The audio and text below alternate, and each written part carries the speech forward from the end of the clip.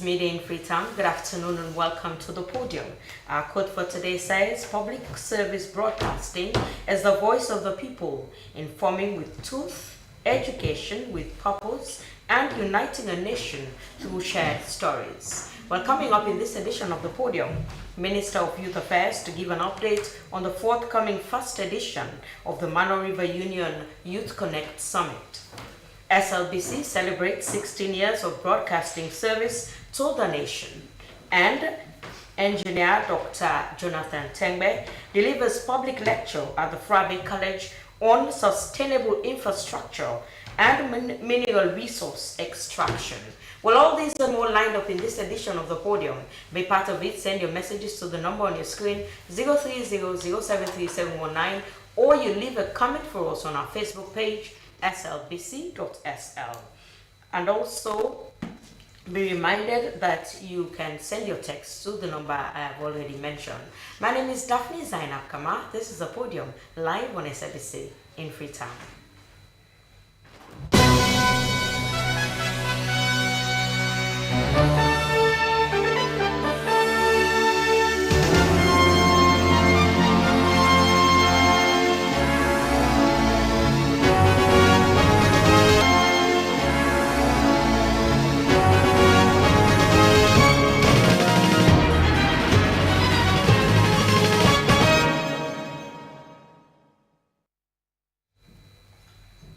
The podium is live on SLBC television in Freetown.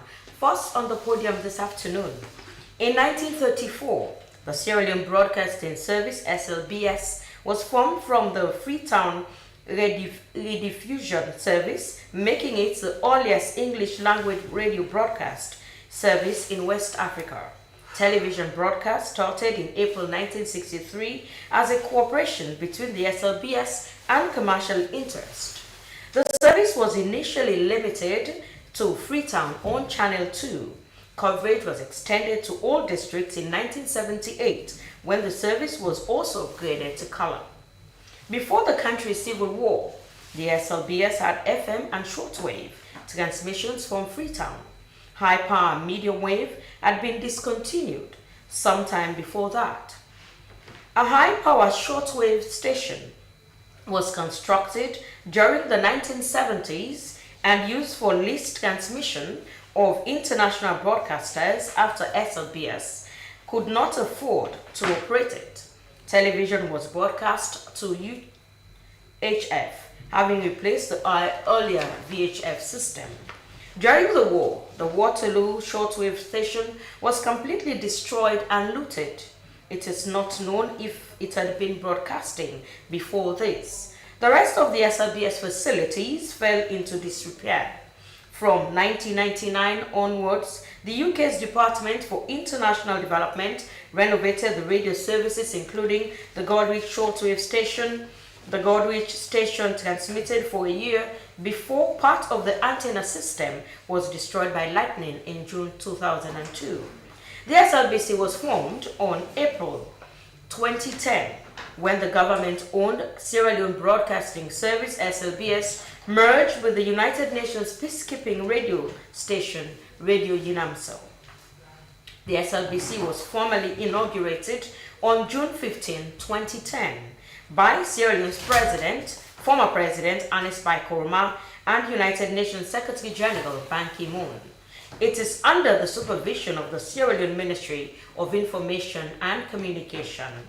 In the studio for more on the SLBC's 16th birthday, I have the honor of having the Director General of the Sierra Leone Broadcasting Corporation, who happens to be the first female substantive Director General of the SLBC, as it is now a corporation. Josephine Fatima Kamara. Good afternoon, ma'am. Good afternoon, welcome to the podium. And thank you for having me. It's not often that I get to present the news or make the news, but today is SLBC's birthday, so hey, we can celebrate. Yes, you are the hem of affairs, so it's right to have you on air. So you. now you heard all the history, which I guess you're familiar with, because I know you were part of the SLBS. So before we come to your projections or whatever this day may mean for the people of this country and for us as staff. Let's talk about your days at the SLBS. Give us a short comparison. Oh my then and goodness. now. The SRBS at the time, I had just graduated from Private College, was like a family actually. You were part of that. I think as we were leaving, towards the time we were leaving, you joined the service at the time. Now it's a corporation. So we were here. It was a really fun-loving place, but at the same time a learning institution where everyone who was a broadcaster in this country, because we didn't at the time have too many competitors or competitions. So SLBS was the only major broadcaster at the time. So everyone who is basically a broadcaster passed through this system, unless if you had studied or gone overseas. But if you practiced broadcasting in this country, you must have been at SLBS at the time. Okay, so briefly, what do you miss then? I miss the friendship. I miss the people that I worked with. There was so much professionalism. I miss the tact that people did their work with. I miss the work etiquette. I miss above all our legends. I can name names from the Jipu Felix Georges to Violetta Ludecker, Cyril Jackson Smith, Babatunde Roland May, late Adam Wilson, Mr. Biggested. I can go on and on and on. Joshua Nicol is at Furby College today, impacting the same knowledge that he impacted on us. So these were mentors. I miss even the cleaners that were here. I miss the administrative staff. I miss the Mami Jennas. I miss Auntie Pat, Auntie Agatha, all of those people, both in television and radio. Okay, so now let's talk about now, presently, you inheriting this institution and you running it now. Let's talk about how is it? How has it been so far? First of all, 2.5 years ago when I came, I was very happy to meet familiar faces such as yours, such as the Rhoda who was on the Good Morning Sierra Leone and Morning Coffee show today, the Veronica Caucus, all of these people. It was such a refreshing feeling to know that there are still familiar faces who have given themselves for so many years, some of them more than 40 years, and they still continue to work here. So that was a refreshing moment. I came to a system that was basically battered, 15 years of decadence, and so it was a nostalgic feeling. I came back with so much passion. I left a group of colleagues that we worked together, the Kumba Brewers, the Other Talkers, the Sia Maturis, the Christian Davies, the Ethlyn Metzikers, the Miss Barkamaras. There are plenty. The David Vandys. When I was coming back from the United States to come and take the reins of this institution, they all garnered their support. They said, "We are behind you. You're one of us, and we know that you will come and make a difference." And so that passion that I once had as a rookie reporter at the time was what I brought, and with the backing, with that support that I got from my own cohorts when we were here, it gave me an extra line or a cater of passion to come and make some difference here. Even if it's not to fix the entire place, but at least to leave something behind to say, one of us who was here when it all started, especially television, because radio, like you said in your history, was already part of the fabric of this country since 1934. So it's not about coming to change an entire system. It's about coming and seeing what others have done before you and latching on that and looking at it and saying, well, they've done it, but how can I latch onto it to move us to the next level? We know SLBC now is still analog. How do we move from analog to the digital space? We are one of the last broadcasters in the sub-region that is still operating or transmitting on analog. How do we move to that? So I wanted to specifically thank the president of this country for seeing that vision that, okay, Josephine was here and he decided to bring me to work as part of this system to move to the next level. I would also like to extend that gratitude to the Minister of Information, who has been magnanimous in all of his work to provide that necessary support. The push has been sometimes steepy, but I think necessary, because sometimes if someone is not on your back, you're not able to achieve some of the things that you will. If you look around the studio today, this is the product of that kind of hard push that I have received from people who are supervising us as an institution. I remember the minister would constantly say, so when is the studio finishing? And we would just go, I would say, Minister, just bear with us. So I'd like to thank everyone, including the staff. When I first got here 2.5 years ago, I walked into that control room and I saw the control room and I saw the output of the staff, the engineering department, producers like you who on a daily basis churn out materials to make sure that the people of Sierra Leone are actually given the information that they need, that this institution will fulfill its mandate of informing, educating, and entertaining people. I said to myself, I said, this is magical. What you do here is magical. And so it's with that gratitude that we're not celebrating per se, we're observing 16 years. This is an observation of 16 years, and we're looking forward to Sierra Leoneans, who we call the public, to support us. Recently we had a fire incident and we saw the amount of the volume of support or interest that showed up. Today we're in the process of actually doing that renovation back on the property. The entire roof of this building got burned, and thanks to the government we've been able to start full renovation. Hopefully within the next 1 month at least SLBC will have a facelift. What we're looking forward to now is really to transition into a digital space. Yeah. And of course to make sure that every staff in this institution is happy. Okay, now I know you are someone who is exposed.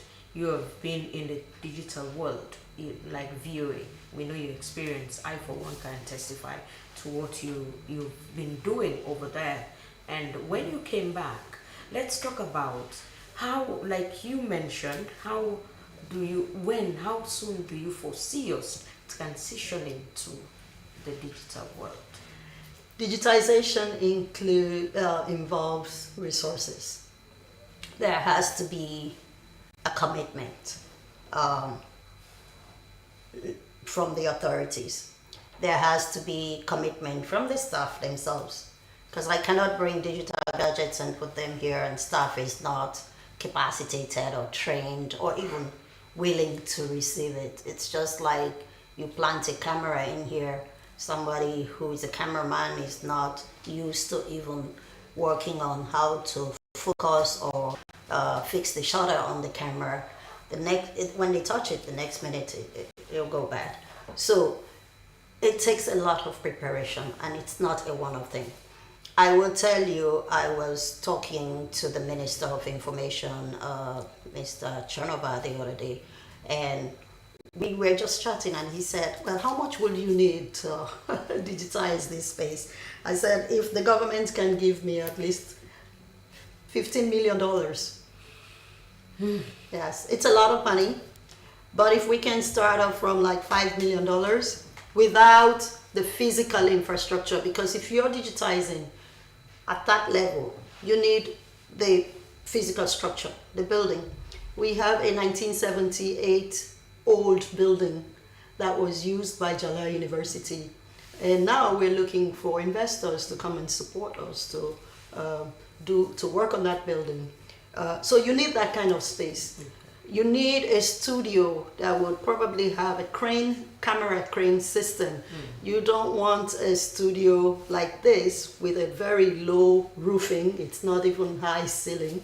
Because the way this was reconstructed, it was constructed in the 90s, and there was no thought about, okay, we need to make the studio roofing really high. So even if I bring a crane camera here, it will be very difficult to work here. So we need a building like that, and we keep talking to investors. The minister is hard on it. He's gone to so many countries. Minister Siba has gone to so many countries and has been looking for investors to come and support the process. And we're looking for investors who would not take the building from us. We're looking for investors who would give us the building, or even if you're investing, give us part of the building. So those studio facilities can accommodate our digital infrastructure if we are ready to go digital. What we have done, however, is we are online. We are beginning to expand through the digital spaces like TikTok, Facebook Live. So if you're not able to tune in to SLBC Channel 1 or Channel 2, which is Channel 27 and Channel 31, you can actually go on Facebook, on YouTube. We have a brilliant young lady who is now working on our TikTok and Instagram pages. So we are beginning to transition slowly, but you need the tools. And to get the tools, you need resources. The government cannot do it all by themselves. We're also looking out to partners in the development world who can support us. I know all the time we're always going to aid agencies, and I'm sure Dr. Tembe will talk about that later. But I have a strategy. I'm like, it's not all the time you receive. What can SLBC give in return? It's always nice when you receive, you turn your hand the other way and give back. So I keep saying we have a unique selling point at SLBC. Our unique selling point is, first of all, our reach. So if you're a partner and you want to support, we can do barter systems where we can also give back some of our products in return on a barter basis. It's all about strategy. It's how you market yourself. But it's important. The people, our mandate by Parliament through the Act says we must fulfill those mandates of educating, informing, and entertaining people of this country. I know it's a busy day for you, but I have two more questions. Go ahead. You mentioned that you were trying to make SLBC staff happy. And I, as a staff, I know what makes us happy. One, we are seeing the visible effects of what you're doing, especially when we were complaining about deployable work conditions. Now it's visible, the renovations are there. Now for bread and butter. The bread and butter issue, I knew that was coming. SLBC staff, let me look at the camera and speak to you directly. Be patient. That's all I would say. We are working on it. Every SLBC staff, and I will sit here and hit my chest that just give us a few more weeks, maybe a month. Every SLBC staff will smile on a daily basis. But your smiles does not mean that you cannot continue to be committed to your work. Those smiles will come with strict enforcement of work etiquette, attitudes. DG, if I may comment, regardless of the meager allowances, salaries we were getting, you saw how dedicated we were. That's why you pushed for this to happen. Absolutely. So the more you give us, just expect more from us. No, I'm just saying, everybody can, I have 250 staff. Yeah. Both pin-coded staff as well as contract freelance workers that we pay out of pocket. And when I say we, SLBC, whatever income we generate, revenue we generate, that's what. And I will not be having people who have been coded and not working, and I'm having 40, 50 more staff that are freelance. So that's the kind of conversation we will have with staff. All right. But like we say, by the grace of God, or as the Muslims will say, inshallah, It will happen. there will come a day when Soon as- SLBC staff will smile. Thank you and so that much. will be soon. Thank you so much. No more strikes. The days of Finally, strikes are over. they're done. Today I would like to invite anybody who is wait, around to come for finally, cake. there is Because one, that there is kind of one cake final will- question. Okay. Like, the previous SLBS, there were things that were done in a proper way. And I'm asking if you introduce some of those things to make this place better, like the features and documentary unit, where people were trained before going on air. Because most of the time, we know what we hear from the public for the new intake volunteers and all, because they have not gone through the rudiments of the institution to know how and when to do certain things. Okay.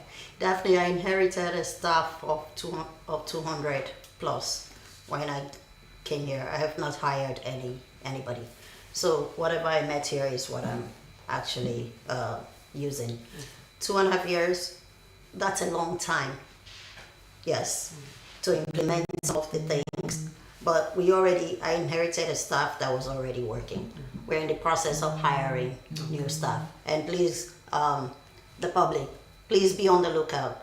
We're gonna recruit for reporters, producers, cameramen, editors, script editors, digital editors, program designers, social media experts, Gen Zs, all of that. We're going to recruit for those. So be on the lookout and be rest assured that anybody coming here will have to go through those rudiments.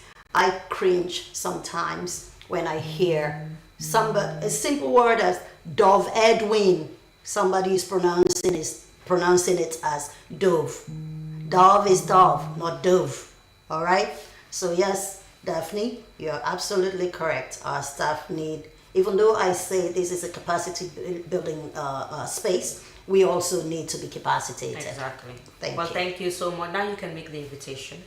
So I'd like to invite people, if you're around today, we'll be having lots of games, and someone volunteered, what's her name? Auntie Vicky's cake. She's all the way in Waterloo. She gave us a big cake for free. So we're expecting the public, if you get water, please send water for we. If you get games, can dance with we. We get plenty games today, competition. Can see who side DG they dance. If you believe yourself, can join me. All right. Well, thank you so much. Well, that's the Director General of the Sierra Leone Broadcasting Corporation, Josephine Fatima Kamara.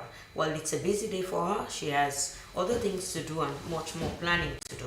So we go for a short break. When we return, we shall be talking to one of the 2028 flag bearers of the SLPP, who has just delivered a public lecture, and also the Deputy Minister of Youth Affairs. Stay tuned to the Podium, live on SLBC in Freetown.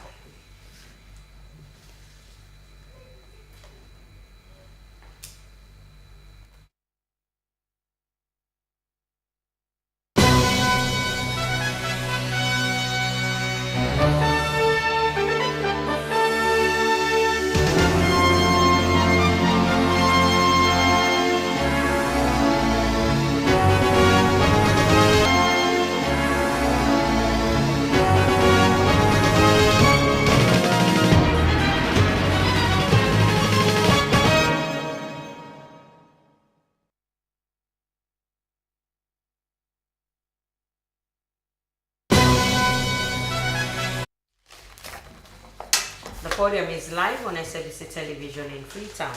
Another issue this afternoon, one of the 2028 Sierra Leone People's Party flag bearer aspirant, Engineer Dr. Jonathan Tengbe, has urged engineering and technical students out of Rabe College to use the skills they acquire to contribute meaningfully to national development. Speaking during a public lecture on the theme Sustainable Infrastructural Development and Mineral Resource Extraction, Opportunities and Constraints, Dr. Tengbe highlighted Sierra Leone's vast mineral wealth and stressed the urgent need for stricter economic policies to address illegal and unregulated mining activities across the country.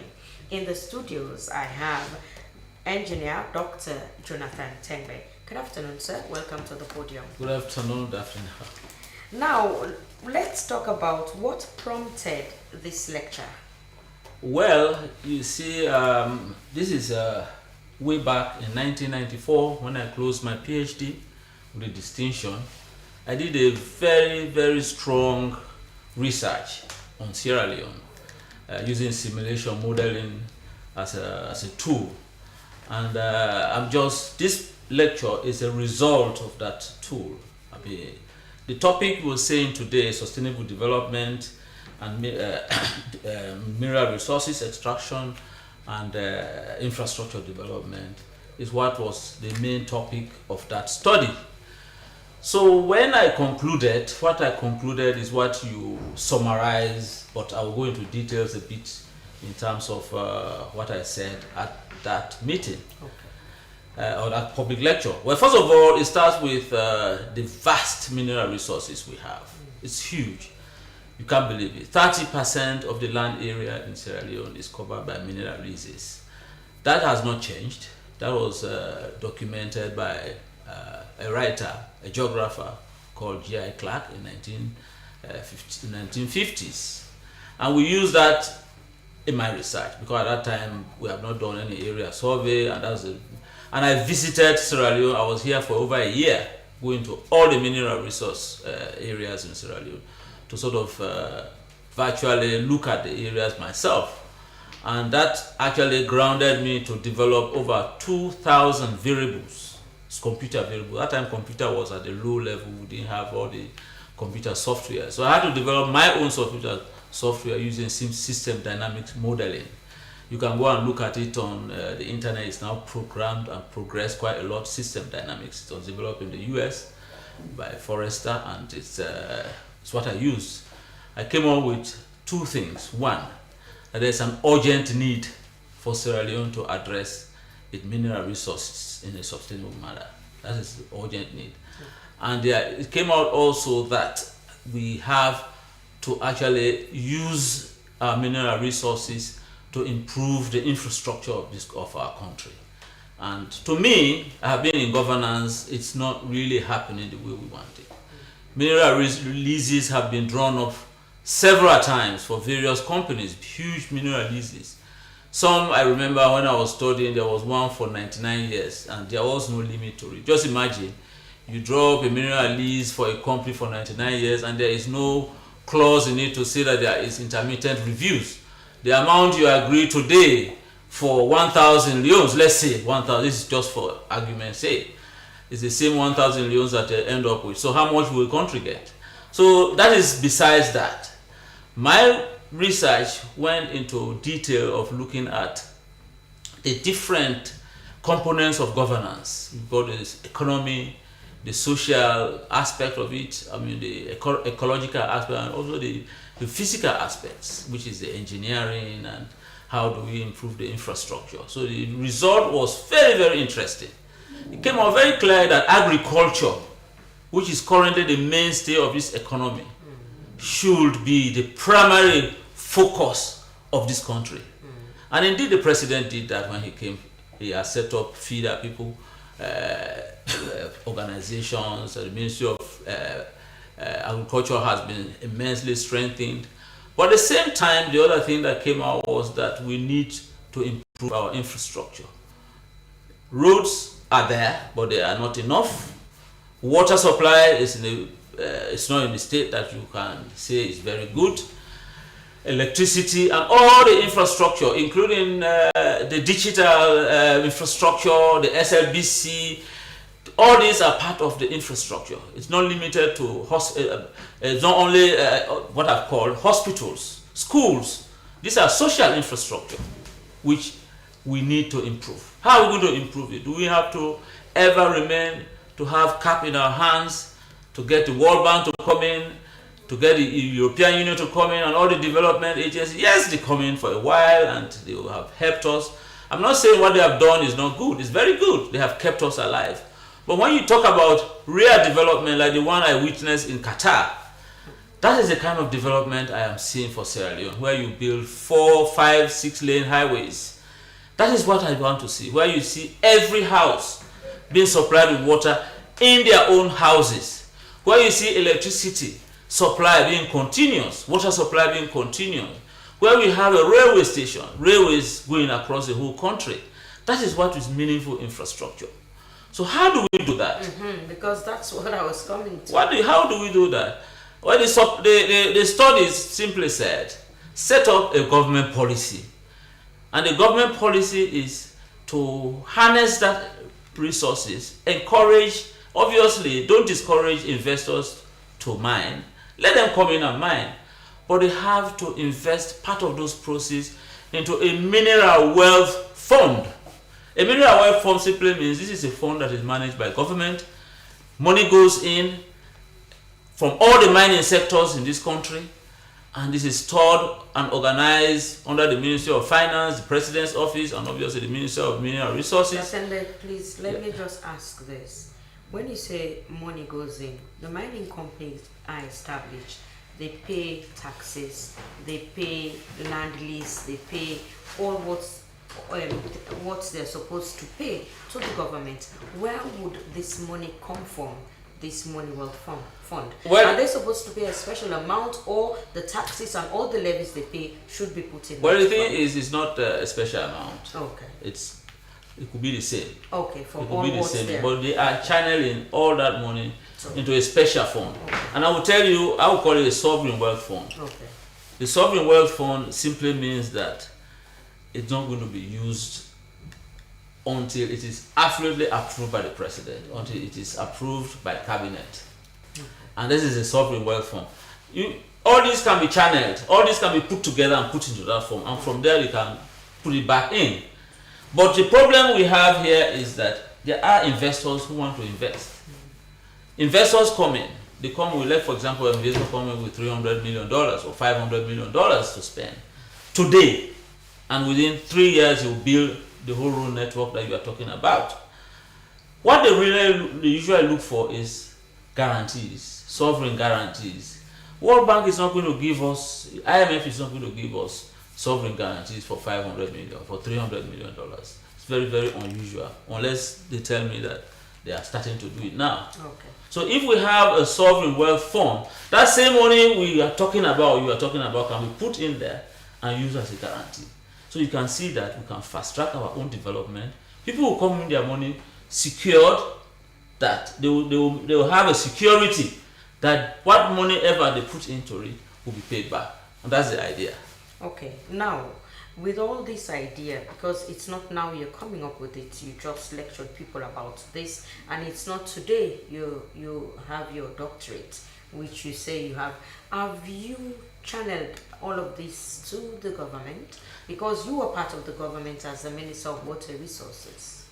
Well, yes, immediately I finished my studies, I did some publications, international publications. So what I'm talking about is in international records and publication. My PhD thesis, in fact, although it was in German, I translated into English. It's also international. Okay. So it is out in the public domain. And I wrote a special letter. In 1994, I concluded my PhD. I wrote a letter to the then government of President Jan Kaba through the Ministry of Mines, and highlighted all these issues to them.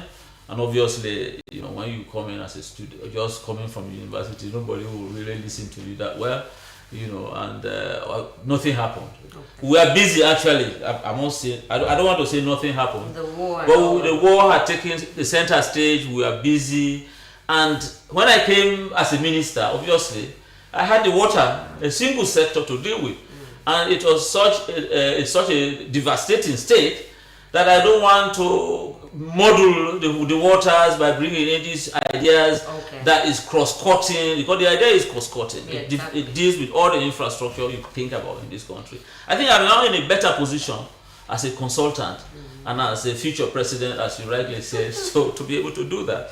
Okay, so and also you mentioned the opportunities. Let's explore these opportunities you were talking about. Well, the opportunities are immense. You know, first of all, the mineral wealth itself is a huge opportunity. Okay. We have gold, diamonds, and I'm not saying it's endless, but for now we have them. Okay. So that alone is an opportunity.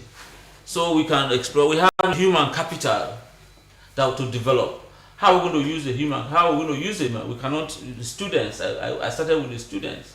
The students out here are very intelligent. You have engineering students. You have mining students. You have all the sort of students. That is a potential. So we need to direct our resources to these students. And in fact, as I want to inform you that I'm also a regional representative for the Institution of Civil Engineers in the UK, and that is also an opportunity to sort of get high quality degrees. Okay. So I'm trying to influence the university to improve on the university curriculum in the engineering sector so that we can produce high quality students to manage this infrastructure we are talking about. Whatever we talk about today, we need people to do it. So that's a huge potential. Okay, so now let's come to the constraints, because it says the constraints. We come to yes, environment impact. The environmental impact is huge. The social impact is huge. We have land degradation. If you the photo of the photos, we cannot put it up, but if you see some of the photos, you'll be like in Rutai. It's they are using excavators to mine. But they have the Environment Ministry and even the EPA who checks on impact assessment. Well, the challenges are huge, so they will not be able to address everything. We have been talking about this for years, even before the EPA came. In fact, I contributed immensely to the environmental impact assessment procedures and processes in Sierra Leone way back in the 80s. So I know the opportunities they have and the constraints they have as well.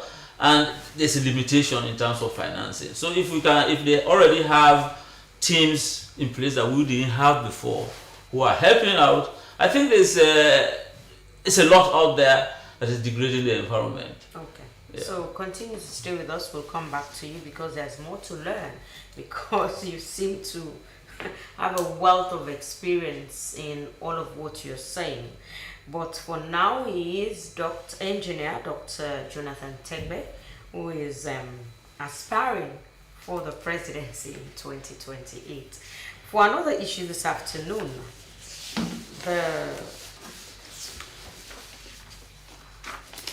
I beg your pardon, Sierra Leone is hosting the first edition of the Mano River Union Youth Connect that seeks to unlock the region's demographic dividend by focusing on trade and agriculture, technology and AI, peace and security, as well as other innovative solutions to address the pressing challenges faced by youths across its countries.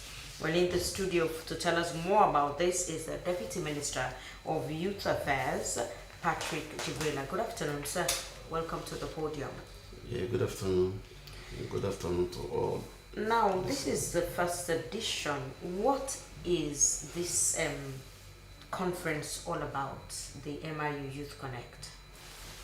Well, the Mano River Union Youth Connect is actually a baby to the Youth Connect of Africa.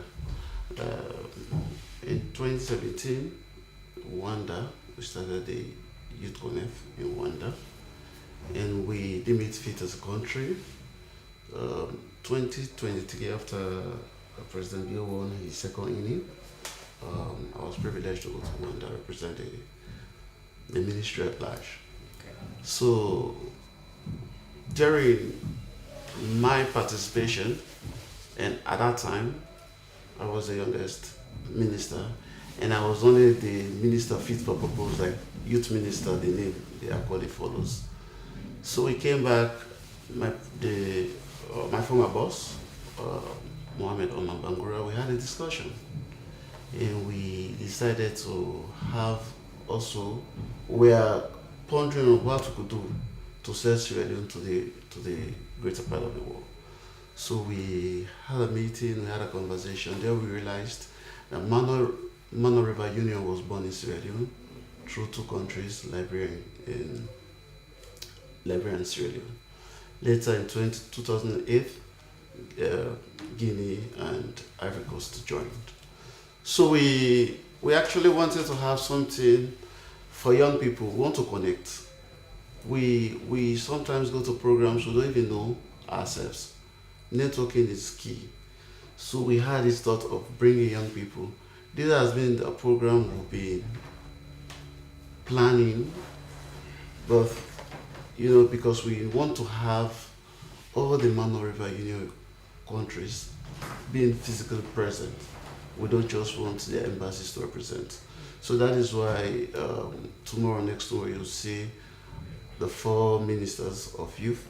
They will be together in a room, and we're bringing young people to come and land. So we are actually, it's not a summit, it's a forum, because the forum that's under the summit, the African Youth Connect is a summit, and we are a forum. So we want to have a deliberations of those thematic areas you just mentioned, so that we can have a position paper as a union, Mano River Union, young people. Not forgetting that the 4 countries, the human capital of those 4 countries are young people, predominated.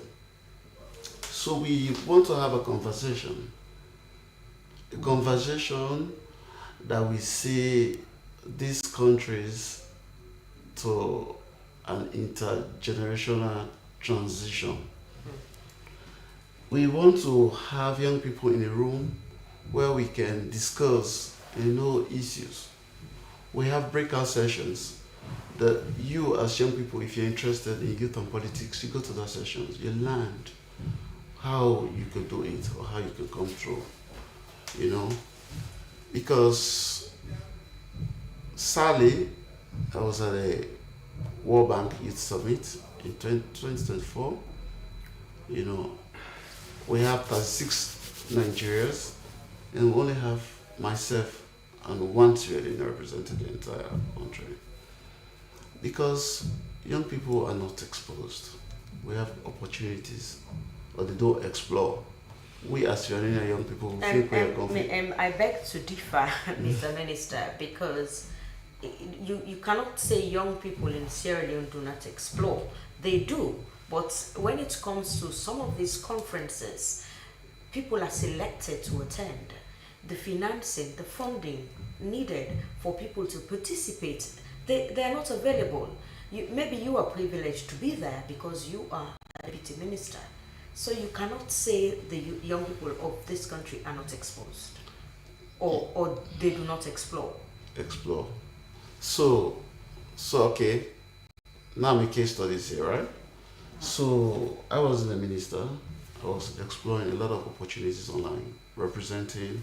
We have programs that are fully funded. Okay. We have programs that are partially funded, and there are programs also. In most of the programs, they have the 3 options: you fully funded, partially funded, or self-funded. So if you go, sometimes you have a lot of theses to put together to convince those people behind the portal that yes, I am fit to come and represent not only me but my country. Like the Mano River Union Youth Connect we're doing, there was a whole lot of portal you're gonna fill. And there's a session where you're gonna tell us your impact, what you bring to the room that is new. So you're gonna explain all of those things, and the thematic areas you're gonna tell us you want to, for instance, understand more about agriculture. Okay. So if you want to understand, you have to convince, not me, those people who are also seeing all of those essays, and now they will choose among those people who are fit to represent. And that brings me back to where I was when I told you young people, maybe they don't explore. Even when we had a diaspora program in the US, we told people in the US, young people, apply as long as you're Sierra Leonean. where we got little or no applications. Now we have this program coming. The advert has been out. Young people, well, this is at their doorsteps now. So far, not much have turned up. No, I'm just saying, now we are at their doorsteps. Okay. So they have to also grab these opportunities. Go and network. Sometimes you network with somebody who has also another network, and those networks also break the chains, the barriers. You go and meet a lot of people. So that is why we want to bring our young people to speed, and we're not going just to hold this forum, though it was born in Sierra Leone, but we also want to be a rotational forum. Okay. Where we go to Liberia, yes. So at the end of this forum, we'll have one of those countries bidding to host the four countries that are under the Emmanuel River Union Youth Connect. Okay, so now let's come to the topics involved. How does the Sierra Leonean youths come in terms of focusing on trade, agriculture, technology, and AI, peace and security? So I tell you this, and it's a factual. Young people are very talented in Sierra Leone. Sierra Leonean young people are very talented, and so they have these ideas, but the resources are limited as well. So that is the reasons why we want to have a discussion. If you don't have a discussion, you will not know the right direction you want to go. So if we're in a room, for instance, you have an idea on agriculture or how to do, let's say, irrigation. So when I was working with the German corporations, I was also the regional grant person. So we give you grants based on your innovative ideas. Okay. So those calls were put out. I was here right at Sabisi. Then it was on the other high, we are over there. The cameras were focused over there. Okay. And we also discussed that young people come and apply. I give you the five. If you've seen Usman Yai from Kono, these are people whom I met at their school. Is it Kwedu Secondary School? I went there myself. I said, you guys are science students, think outside the box. So we were able to do a call and irrigation will happen. It was from a prototype, or from a classroom to a prototype, and we also built that concept. And they came, we had a visibility assessment studies, and also we had a lot of consultants. They guide them through in developing the proposals because the ideas are there. Okay, so in terms of capacitating youths in this country for them to be this progressive, and in terms of these kind of conferences to showcase what Sierra Leonean youths can do, what has the Ministry of Youth Affairs been doing for them? Well, like I said, those innovators, they also they accompany me to Rwanda. So we've been giving them opportunities to go and represent Sierra Leone. But how do you impact on their knowledge? How do they gain more? How do they learn? So, as a ministry, we always partner with development partners and donors as well. Let's say when I was at the United Nations, I worked closely with the youth ministry then. That was the first inning of President Bill. So we, at the United Nations, I was then the head of programs. So we capacitated them when they wanted to have youth fishery projects. So those muggers, fish muggers, were capacitated. So we give them basic bookkeeping, and we also tell them on how to do the real business. It's not like business as usual. Okay. So we gave them that, and that is how we came in. So UNDP came in with the accessories, and UN Migration Agency, we give them the capacity. Okay. We build the capacity. And fast going forward, the youth ministry also had this Sumbuya Tech Voc training. So those Tech Voc was actually a solution to the problem that was in Sumbuya. Sumbuya had a pineapple factory, but they don't have people who can grade their land. So we went with young people, the ministry, Oman Bangura, they met us in a meeting, and we recruited young people to Sumbuya. We trained them on basic grader operations, maintenance. And those people in turn now gain employment as Sierra Tropica. So, the youth ministry does a lot of things. We even have a whole institution, that is the Obasanjo in Waterloo. Okay. We have a lot of young people we train in various. Hopefully. Well, yes. Why the well? Because basically, it's not totally free. yes, because you have to pay transport to the place.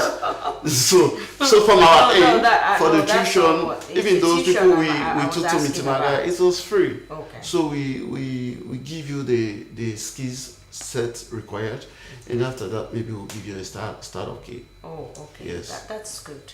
Okay, so now let's talk about as we are rounding off the program, let's talk about what you plan to achieve with this Connect. Well, we are planning to achieve the young people of the Mama River Union to see ourselves as one. Okay. Oneness, and also let us be in a room where we can discuss our own issues, things that matters to us.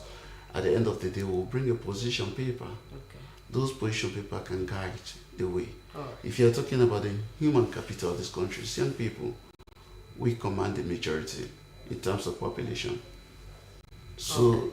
you cannot leave those population just like that. So we also want to have our own conversation, Okay. and maybe we'll have a position paper that will guide us through our pathway. Okay. Thank Because you so one much. thing we have at the ministry, everything you always say, these are for young people. You've had a lot of donors, international partner coming, we're investing in young people. But anything for the youth without the youth is not for the youth. Okay. Thank you so much. We'll come back to you because we want to know the date and time for all of this. Now, Dr. Tembe, as you're still with us in the studio, the engagement, let's talk about, because we know that delivering a lecture like this, educating these students, let's talk about some of their minds. How were you able to explore to know that they understood all of what you delivered? Was there a question and answer session? What did they bring on board? Well, yes, I think we had almost like the lecture was like 45 minutes to 1 hour, and they have almost half an hour question and answer session, and they really asked very brilliant questions and related to the subject matter. Most of them were, high level students at advanced stages in the university. And they were also very interested in becoming future chartered engineers, which I am, and I explained to them how the processes of becoming a chartered engineer, where you have an opportunity of getting jobs internationally, because if you are chartered with the Institution of Civil Engineers in the UK, you can get a job anywhere in the world once you got the credibility to do that. So they were very, very interested, and the follow-up was quite good. I even got requests from the ETU to deliver there, and the Multimagai wants me to deliver, and also the Baikurma University. These are the technical universities in Sierra Leone. Okay. So yeah. now coming to the topic, what more do you plan to do? Because I see you have Sierra Leone at heart. Because this is not the first time you're running for a flag bearer. You have already also served in President Julius Maada Bio's government, but you're still yearning to become somebody who can recreate all of these things in your mind physically. Yeah, well, the thing about SLPP is at the bottom of my heart. I've been there for a while. Okay. Since 2007, we managed to win the election in 2018. And I was part of the government then as a Minister of Water Resources. And what I see today is similar to what we saw during the running up to 2018.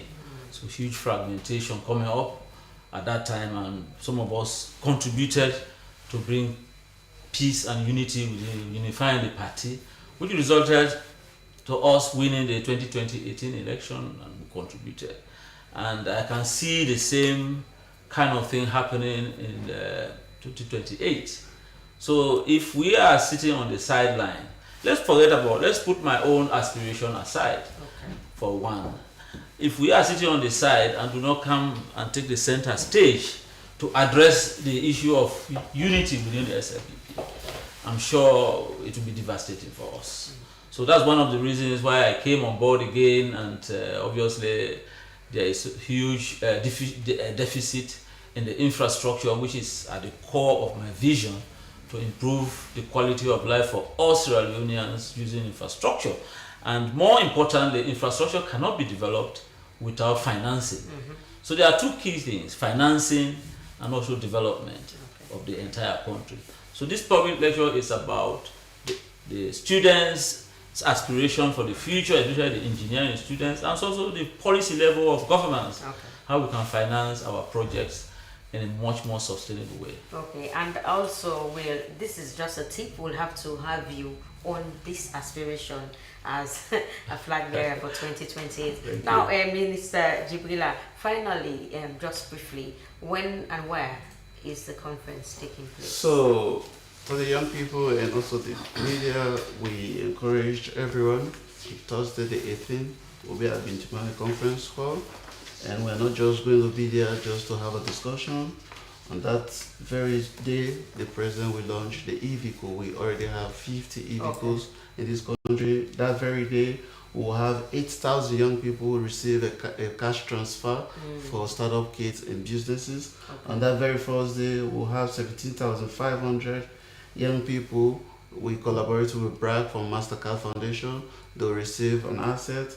And a lot. On that very day, we have a lot of good things that young people will come and learn and drive, and also network with colleagues coming from overseas. And also, this is an opportunity for Sierra Leone young people. All right. I employ all of them to come and be part of the conversation. Thank you very much. Well, that's how we end the podium for this afternoon. Many thanks to my studio guests, the Deputy Minister of Youth Affairs, Patrick Jibila, and Engineer Dr. Jonathan Tengbe, who is an aspirant for the SLPP flag bearership 2028. My producer is Joseph Stanley. Our code for today says public service broadcasting is the voice of the people, informing with truth, educating with purpose, and uniting a nation through shared stories. My name is Stephanie Zainab Kamal. The podium returns tomorrow, same time. Have a blessed day. Goodbye.